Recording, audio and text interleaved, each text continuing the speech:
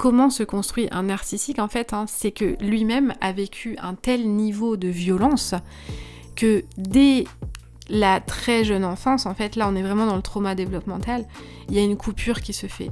Il y a une coupure qui est tellement grande qu'il n'y a aucune connexion aux émotions et au cœur qui est possible ici en fait. Son ego, c'est sa survie. Et il n'y a pas d'autre solution que de construire un personnage parfait.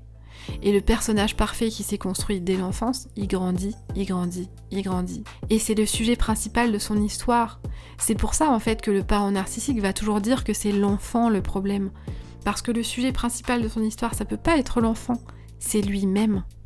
La personne narcissique va arriver dès le départ en brandissant en fait « je suis victime de ma vie, c'est les autres le problème ».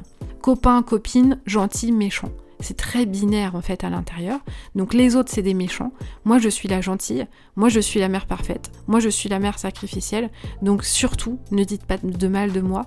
Et surtout, une autre chose qui est essentielle à comprendre, c'est que le narcissique, quand il commence à comprendre que ça marche plus sur vous, qu'il n'a plus en fait d'emprise sur vous, que vous ne rentrez plus dans son jeu, et bien là on arrive dans un autre niveau qui est d'essayer de détruire votre réputation.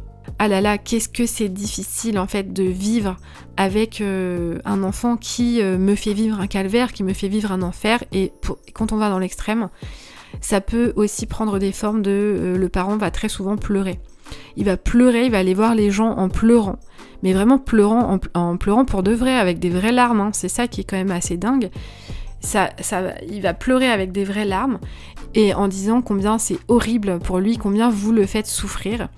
Et parfois c'est même sidérant en fait, c'est vraiment, ça amène de la sidération dans le corps parce que vous avez beau expliquer que vous êtes en train de travailler sur un trauma, par exemple un trauma d'abus, que vous avez besoin de temps pour vous, que vous avez besoin de prendre vos distances dans une relation saine avec un parent équilibré.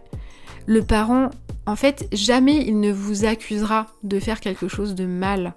Ce n'est pas une question de bien ou mal, en fait. Tandis que chez un parent narcissique, à partir du moment où vous vous éloignez, vous êtes en train de faire quelque chose de mal. Et c'est essentiel pour lui que le monde extérieur comprenne que vous êtes en train de faire quelque chose de mal et que vous êtes le méchant de son histoire.